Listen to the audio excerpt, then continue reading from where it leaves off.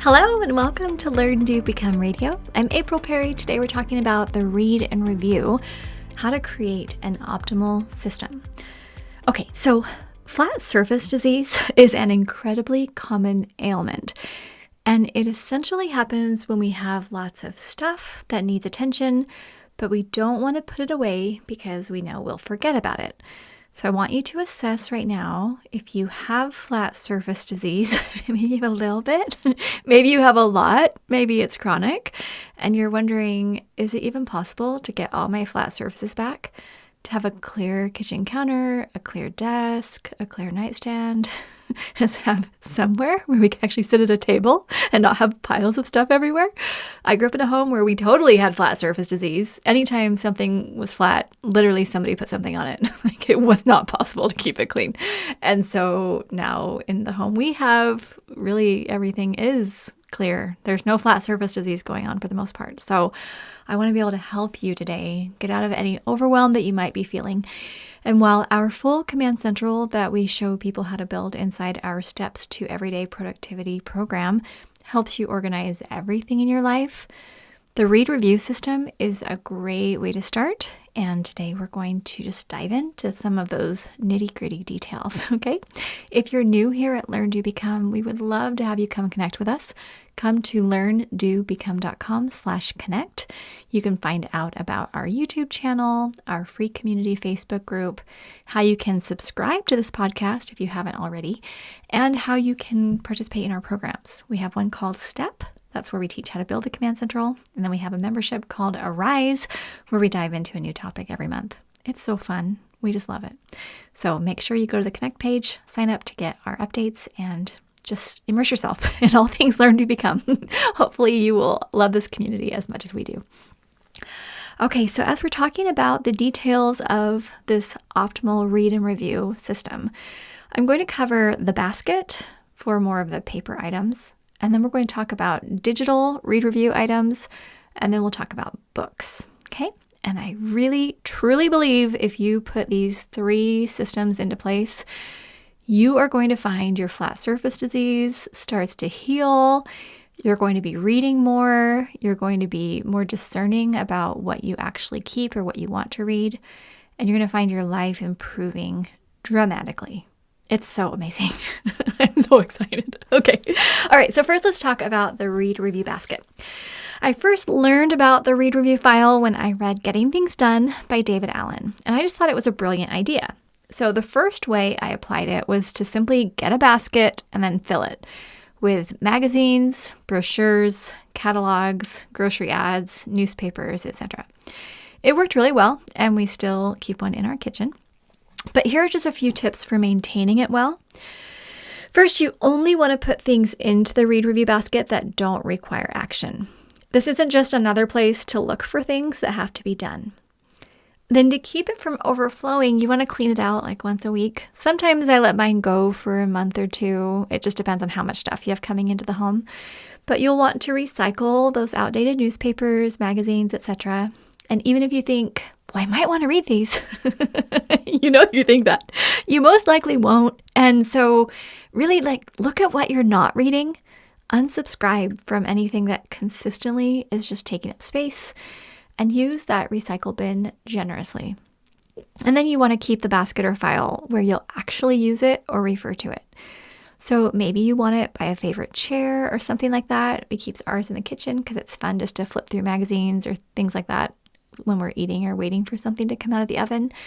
So that works well for us, but you don't want it sitting in a place where you never look at it. Now, we did have a community member ask, well, what if I don't want a read review basket at all? That is definitely a good question. So if you don't think you'll use it, or you just don't want one more place to have to clean up each week, you can certainly opt out of this. But if you do want to opt out, then here's what I'd recommend. First, just literally unsubscribe from all your paper magazines, catalogs, etc., or just switch them to digital versions. And then follow the 2-minute rule when you check the mail. So let's say you receive a grocery ad or catalog for a store that you like. Just look through each one for 2 minutes or less. Note anything you want to purchase, like on your next actions list or grocery list or someday list, etc. And then just put those items immediately into the recycle bin. What you don't want is to have piles of stuff because you didn't want a read review basket. that's just my personal opinion. Do what you want. I think that you should have one. All right. Now let's talk about the digital system. A lot of people also have digital files to read and review.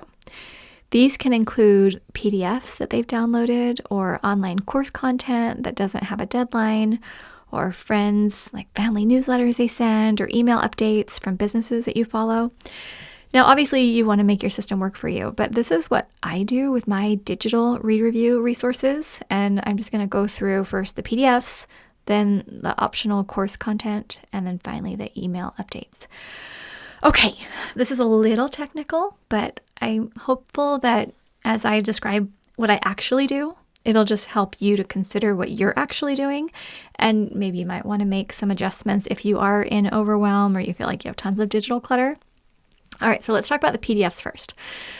So let's say I download a Spanish lesson from my Wondrium app. I love Wondrium, super fun, tons of great lessons. They have guides and like 200-page PDFs that go with it. It's like college textbooks and courses and lectures and videos that are amazing. And I think it's like $12 a month right now. I love it. Okay, so Wondrium, they give me a Spanish lesson. Or let's say I'm studying online marketing and I get a business ebook from my favorite marketing expert. Or let's say I want to access a PDF of recipes and workouts from my favorite YouTube exercise instructor, things like that. Okay, so first I put them into my favorite digital filing cabinet, which is Evernote. You could also use OneNote or your Notes app on your phone or Google Drive or Dropbox. There's lots of options. But when I put it into Evernote, I make sure that the titles include all the keywords I could possibly search. It'll default to title it the name of the PDF, but I just change it. So I would, let's say I'm downloading Caroline Girvan's, her epic program and recipes or something like that. I put all that in the title. So if at any point I want to find that within a moment's notice, I can just search those keywords. Now remember, these PDFs don't have deadlines. So we could just stop here at this step. But if I want to be sure to see it, review it, consume the information, etc., then I put a reminder on my next actions list in the read/education context that I created. Now I use a paper next actions list in my planner. A lot of people love doing digital next actions. Eric does his using a note. He just has a note in his notes app called Next Actions, or no, he calls it something else, Thingamadiddles, or I don't know, he made up some funny name. Our daughter Aaliyah uses a note in her phone and puts a little emoji icon for each context, like home, phone, errand, to discuss, computer, things like that. So on my paper next actions list that I keep in my planner, I actually made a little education context. I draw a little picture of a book and I say, here's my education. Here's PDFs I want to read or books I want to read, things like that. So that's one way you can do it, is have a next action to actually go into that PDF and check it out. Or you could add a calendar trigger on a day in the future to remind you to check it out. So you might just say, hey, I'm going to stick it in Evernote right now, but I would like to look at it maybe in 2 months. So then you go to your calendar, or if you have a digital reminder app or something like that, and you say, hey, go check out the, PDF. Now, here's a little advanced user tip. Evernote or most digital file managers let you create a unique link for each note. So you can copy that link and then add it into your calendar reminder. And that way, when it comes up, it's just one click that takes you right to the PDF. So I use Asana for things like this, for these calendar triggers. If I go into my Asana account and I click My Tasks, now I use a free account. It's asana.com. It's so good. They're amazing. And I just would add, hey, here's my PDF that I want to read. I'd add the link into the description. And then I assign the task to myself and give it a date. And then it just pops up and I get a daily email with all my Asana updates. Anyway, I love that. But just having that link, then you don't have to go say, oh, where did I put that PDF? You just have the link to it right there. All right, now let's move into the online optional course content. If you're one of our steppers, you're in our Steps to Everyday Productivity program, we suggest you create a routines list that holds your daily, weekly, monthly, quarterly, and annual routines. Now, these can be created using paper or they could be built digitally. So again, I put mine inside Asana and I have a daily routine called self-education. And then inside that routine, I add subtasks that include a prioritized list of any online courses I'm interested in completing. Doesn't that feel good just to put every course into one spot that's part of a routine so that you can actually do them and complete them? Now, you can click on those subtasks where you have each course listed, and then it opens a description box. That's where I include login details, like, oh, here's the link where you get it, or a hint for a password or something like that. That way I don't feel stressed about completing the courses, but for most of them, if I have lifetime access, I know I can just pop into my daily routine from my phone or my computer. I can select the course I want to explore, and then I can log in right away. I can listen to an audio or video, etc., or review a PDF. This is way more productive than scrolling social media, and I think it's really fun. So this is honestly the way that I complete so many online courses without it feeling like it's a big deal. So anyway, hope that feels helpful to you. Now we'll talk about the email updates from friends or businesses. Now, if you haven't yet tried our Emails to Zero training, it's super fun, and I'll include a link on the show notes page. But one of the key points of the training is to have an @immediate action folder inside your email to hold any emails that you want to read or take action on by the end of the week. As emails come into your inbox, if they can be handled in 2 minutes or less, then you just handle them. But for those that need more than 2 minutes, or usually it's like 5 to 10 minutes, like a newsletter or PDF you want to read this week, you just move them to @immediate action, and then you whittle that down throughout the week, the list of the emails that are in there, with some solid time devoted to clearing it before the week ends. So a little advanced user tip here. I use Gmail's multiple inboxes. So when I'm on a desktop, my general inbox is at the top. My @immediate action emails are right below that and still on the home screen when I'm accessing my email on the computer. Or otherwise, when you're just on your phone, it's like a simple click. You just go into the other folders, and the @ brings immediate action up to the very top of your list of folders. So it's really easy to jump in and just see, hey, what are the emails that I still have kind of on my plate for this week? Another favorite resource of mine is Unroll.me. So it sends me a roll-up email every day with all my subscriptions in one place. It just takes moments to skim it. I just open it, I skim really quick, and then I know I can access anything interesting from the auto-generated out of my inbox folder that it creates for me. Or the Unroll.me app is fantastic. So I generally only access their service from my phone because it just automatically logs me in. It's really easy. Anyway, I love it. I use Unroll.me literally every day. All right, now we're going to talk about books. This is the last category we'll cover today. But I love books. They are like oxygen to me, and reading is one of my favorite pastimes. I will link to 2 podcasts at the bottom of the show notes to share how to make time to read if you're interested. And we also have a list of our favorite books that I will include as well. And some of the books are given to me or purchased. Some are from the library where I go get a huge basket full each month.